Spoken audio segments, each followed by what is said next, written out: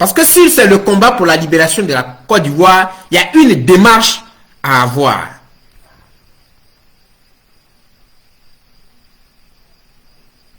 Les autres se sont levés, ils ont dit qu'ils appellent à l'union.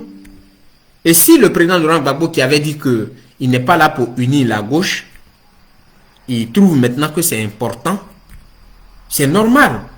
Parce que l'homme, quand tu es dans l'émotion, il y a des choses que tu dis. Mais une fois que tu reviens en toi-même, ce n'est plus la même réaction. Donc ça, on pouvait même lui pardonner que ce qu'il a dit là, c'est normal, c'est passé. Mais revenir à Benoît et faire croire qu'il a été trahi, franchement, moi ça me dépasse. Le président Laurent Gbagbo n'a jamais été trahi. À cause de lui, les gens veulent nous faire croire que non, si on vous a frappé, c'est à cause de votre pays. Non. Non, non, non, non, non, non, non. Ceux qui partaient nous frapper là, ils ne disaient pas que c'est à cause de la Côte d'Ivoire, on vient vous frapper. Ils disent, ils te demandent. Il faut dire Gbagbo, on va voir maintenant. Il faut dire Gbagbo, on va voir maintenant. Bonsoir camarade Oiseau Blanc. Et on te frappe. Des gens sont morts. Des gens ont mangé le t-shirt sur lequel il y avait lui son effigie. L'effigie du président Laurent Gbagbo. Comment il peut dire qu'il a été trahi? Il a été roulé dans la farine. À quel moment? Parce que c'est ça les gens utilisent aujourd'hui pour s'attaquer aux autres. Alors qu'ils demandent une union. Comment cette union peut avoir lieu?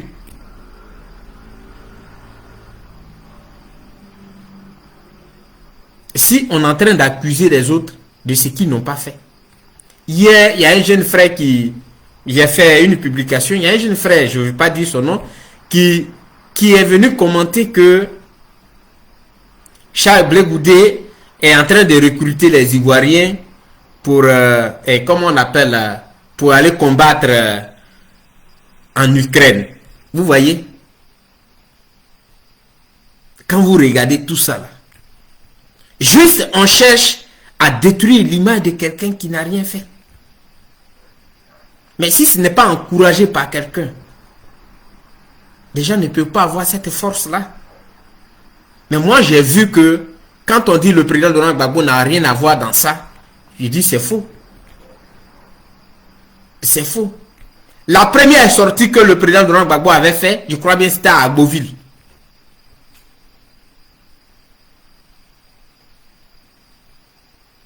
Oui, il a dit que il y a un qui se promène, qui dit que j'ai préparé pour lui, il ne sait pas où, demandez-lui où sort l'argent là. Est-ce que c'était au président Laurent Gbagbo de dire des choses comme ça? Non.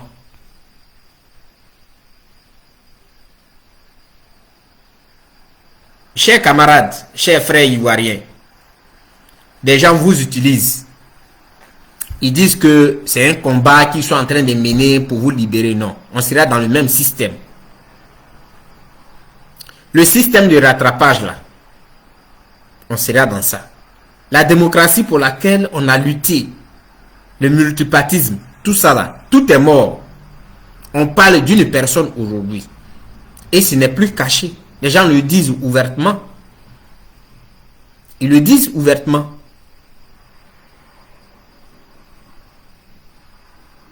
Donc c'est ce que j'ai voulu vous dire. Il ne s'agit pas d'un combat pour libérer la Côte d'Ivoire de quoi que ce soit. Il s'agit d'un combat pour remplacer un roi par un autre. Point. Il s'agit d'un combat pour remplacer un roi par un autre. Il ne s'agit pas d'un combat pour dire que la Côte d'Ivoire est en train de souffrir, donc on va penser à la Côte d'Ivoire. Si réellement il s'agissait de penser à la Côte d'Ivoire, il s'agissait de lutter pour que les Ivoiriens puissent retrouver leur dignité, les Ivoiriens puissent, comment on appelle, on puisse diminuer la souffrance des Ivoiriens, on ne pouvait pas faire de telles déclarations. et livrer les autres à la vindicte populaire. Transformer l'histoire de la Côte d'Ivoire en disant que le président Laurent Gbagbo a été trahi. Si ce sont les militaires là, ils ne sont pas d'un parti politique. Bonsoir la team Charlie. Les militaires ne sont pas d'un parti politique. Donc ceux-là, on ne peut pas trop les regarder. Mais autour de lui, là, autour de Gbagbo, là, qui l'a trahi? Parce que c'est ça, les panels que comment on les appelle, font aujourd'hui. Gbagbo a parlé à ceux qui l'avaient trahi. Qui a trahi Gbagbo dans ce combat? Et il a fait la prison. Elle a fait des années. Afin Guessan a été humilié. Charles Blé Goudé, il a souffert. Il y a eu des morts. Des gens ont perdu leurs biens. Certains même n'ont même pas vu leurs parents. Qui a trahi le président Laurent Gbagbo? C'est la question que je pose. Qu'on vienne nous répondre et avec des preuves. Qui l'a trahi? Parce que les Ivoiriens ne font pas attention à la communication. Il a parlé, ils ont crié. Mais ils ne savent pas ce qu'il a fait. Il a bien cherché à détruire les images. Et en disant ça, quand il dit que j'ouvre les bras, que ceux qui doivent venir, qu'ils viennent avec nous. Excusez-moi, je vais brancher l'ordinateur. Parce qu'il est déchargé.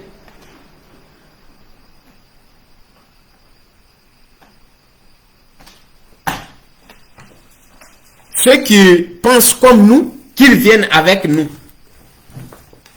Mais qui ne pensent pas à libérer la Côte d'Ivoire, qui se sent heureux dans cette situation que nous sommes en train de traverser.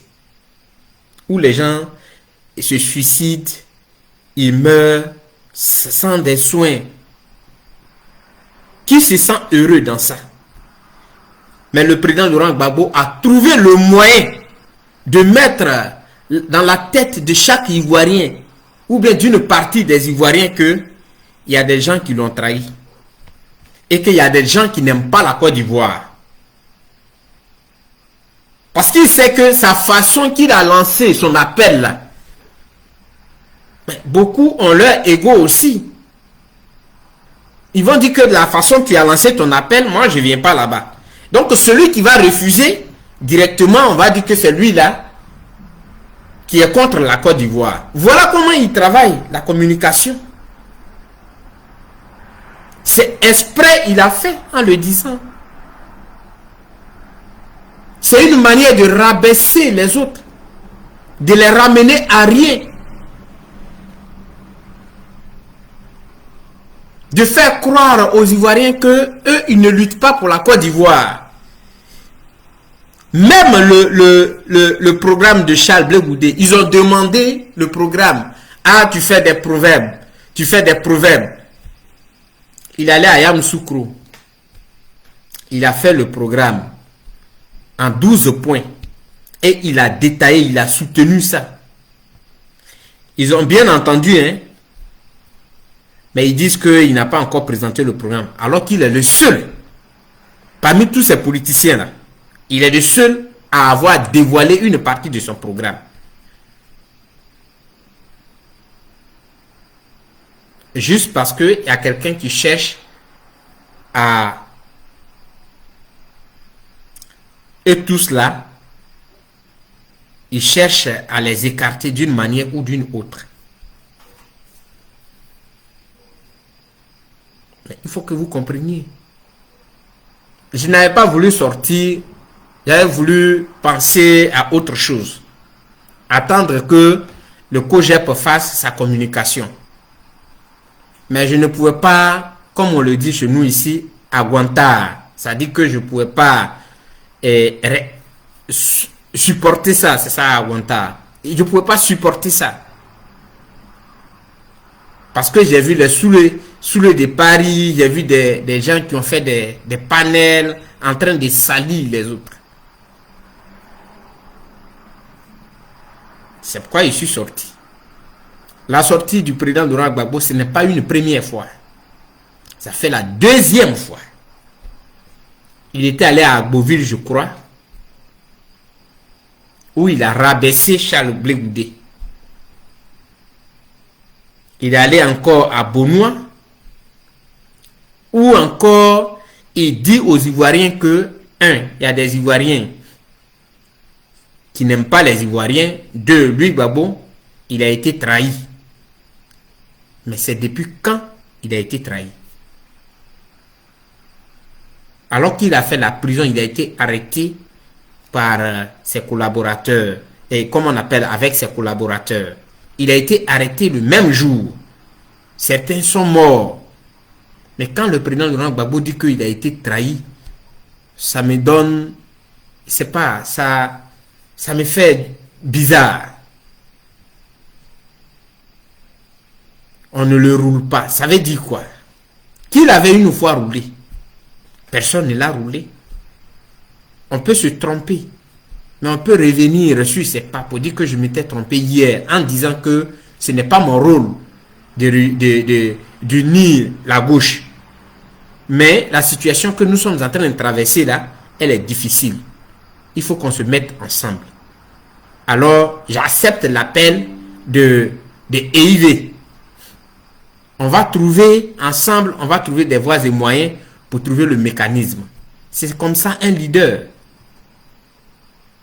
C'est comme ça un leader. C'est simple. Mais il a voulu montrer que c'est lui qui est le leader. C'est lui ou rien. Mais qui ne sait pas que c'est lui ou rien? Qui ne le sait pas? À Charles Blé Goudé, ils ont demandé. Il a dit que la personne qui va unir la gauche, c'est le président Laurent Gbagbo. A-t-il menti? Non, il n'a pas menti. Même Afin Guessan, il a dit c'est Laurent Gbagbo. Ça veut dire que quand on te donne ce poids, quand on te donne tout ce respect-là, il ne faut pas vouloir rabaisser les autres. Et moi, je ne supporte pas. On a dit démocratie, multipartisme. Aujourd'hui, ces mots-là, on a oublié. On a oublié tous ces mots. On doit maintenant faire, et comment on appelle ça? On doit vénérer des personnes.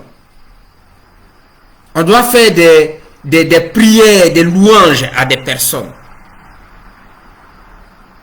C'est pourquoi tout à l'heure, j'ai donné l'exemple de Sonko et du Faye. L'intérêt de la Côte d'Ivoire ne prime pas. Nous sommes dans une question, dans un problème de personnes.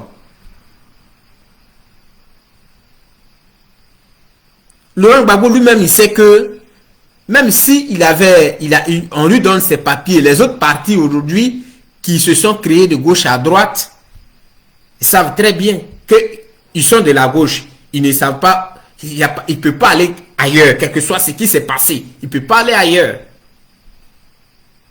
Si lui, il dit les candidats là, eux tous, ils vont dire que bon, allons-y derrière lui. Il n'avait pas besoin d'ouvrir la bouche. Il ne doit pas prendre la parole dans le public et balancer les mots.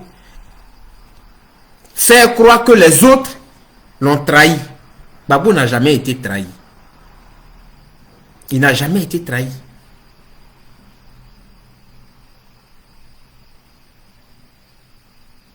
Donc, chers camarades, c'est pourquoi il a fait ce direct. Parce que ceux qui ont fait les panels, ceux qui salissent là, ils ne vont pas refaire les panels pour appeler les gens pour dire que, écoutez, ce qui s'est dit là, non, laissez tomber. Mais le problème, celui qui a permis qu'ils partent salir les Charles Blé Goudé, les Afin Guessan, au lieu de parler de l'union, c'est le président Laurent Gbagbo. Ce n'est pas quelqu'un d'autre. C'est lui qui a occasionné ça. Parce que quand tu es un chef, il y a une façon de faire. Si aujourd'hui nous sommes restés dans cette situation, c'est à cause de lui.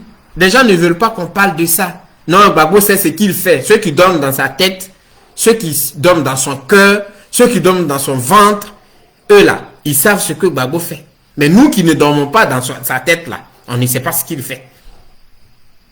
Il suffisait son téléphone, seul son téléphone. Il prend son téléphone et dit, et voilà, tu es où là? Même s'il est en train de manger, il dit, tu me trouves à la maison ici, j'ai besoin de toi. Il va prendre son téléphone, Simone, tu es où? Tu me trouves ici. Afi, trouvez-moi ici. On va parler de la Côte d'Ivoire. Voilà le rôle que Gbagbo, lui, il devait jouer. Gbagbo ne doit pas jouer le rôle, c'est-à-dire qu'il ne peut pas se lever pour aller faire des combats perdus, des combats inutiles. Et les gens sont contents. Oh, le Widi, il a parlé. De quoi a-t-il parlé? Quand on leur dit ça, ils pensent que c'est mal parlé. Mais c'est parce que vous ne connaissez pas, vous n'avez pas cette sagesse pour voir ce qui est bien pour la Côte d'Ivoire et pour lui, surtout pour lui, Gbagbo.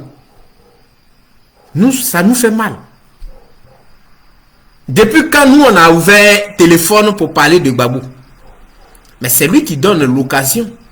Parce que nous, on était, quand il était en prison et qu'il y avait des débats sur lui, sur la toile, nous autres, on disait toujours que quand le président Laurent Gbagbo va sortir de la prison, vous allez voir, il va trouver les mots pour unir la gauche, pour unir tout le monde.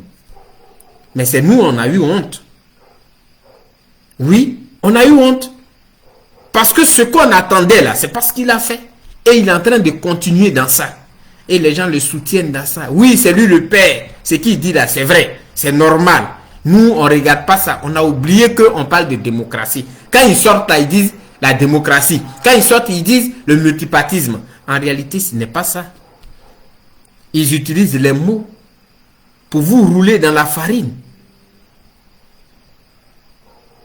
Parce que réellement, s'il s'agit de la démocratie, s'il s'agit du multipartisme, il y a aussi une façon de faire. Et on va comprendre que oui, ici, là, on parle de la démocratie, du multipartisme.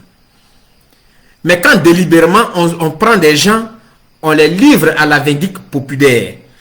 Justement parce que ceux-là, on a voulu les voir se rabaisser et marcher sur eux. Et que ça ne marche pas. Il faut les rabaisser.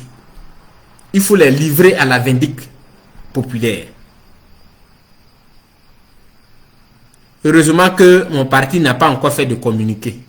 Donc, je parle. Parce que quand ils vont finir de faire le communiqué, je ne vais plus sortir derrière eux pour venir parler. Mais moi, je dis pour moi. Parce que j'ai mal. Pour ce que Gbagbo a dit à Bounala, à Bonouala. Pourquoi vouloir franchement détruire l'image des autres? Un chef, il ne fait pas ça. Un chef, c'est celui qui protège ceux qui sont avec lui. Un chef, quand il y a un problème avec les autres, c'est celui qui trouve le mécanisme pour les ramener. Et ce n'est pas pour qu'ils viennent s'asseoir dans sa maison, dans son parti. Mais chacun reste dans son parti et il travaille en collaboration. C'est ça un chef. Mais quand on regarde, c'est-à-dire qu'il ne combat plus Ouattara. Ce n'est pas Ouattara, mais M. Gbagbo combat. Mais il combat les Simone, les Afin Guessan, les Blé. Les gens ne veulent pas avoir le courage de le dire. Mais c'est ça qui est la vérité. Parce que quand tu ne combats pas les gens, il y a eu aussi une façon de faire. Même l'appel qu'il dit qu'il a lancé. Avant même de lancer l'appel, c'était d'abord même pour appeler ceux qui étaient à l'initiative, les appeler avant qu'ils ne fassent Bonouala, son appel de Bonouala, les appeler d'abord au téléphone. Parler avec eux d'abord. Et quand il sort, on dit c'est le chef qui est sorti.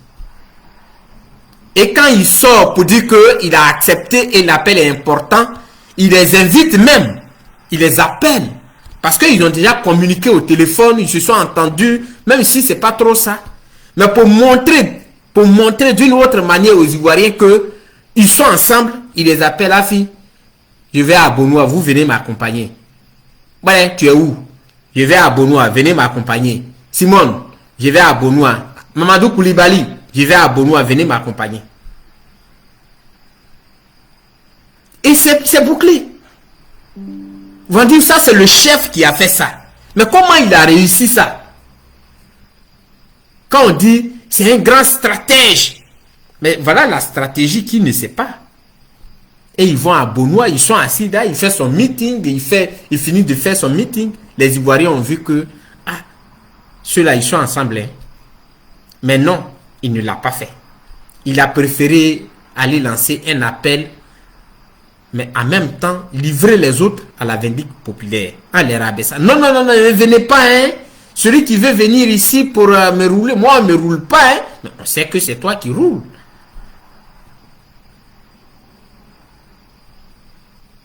Donc, chers camarades, je vous dis merci d'être là. Il a fallu que je le dise réellement pour que les Ivoiriens sachent que le combat qu'on dit, on mène le combat pour la libération, pour la Côte d'Ivoire, on mène le combat pour... Non, non, non, c'est pas ça. Ils sont en train de mener le combat pour une personne. Il faut qu'ils vous disent la vérité. Voilà. Parce que quand les autres, eux, ils disent qu'ils mènent un combat là, ils ne parlent pas d'eux. Ils parlent de la Côte d'Ivoire. Ils disent que il faut qu'on se mette ensemble pour libérer la Côte d'Ivoire. Et j'ai jamais vu quelqu'un qui a dit non, c'est venez ici. Personne. C'est le président Laurent Gbagbo qui l'a dit.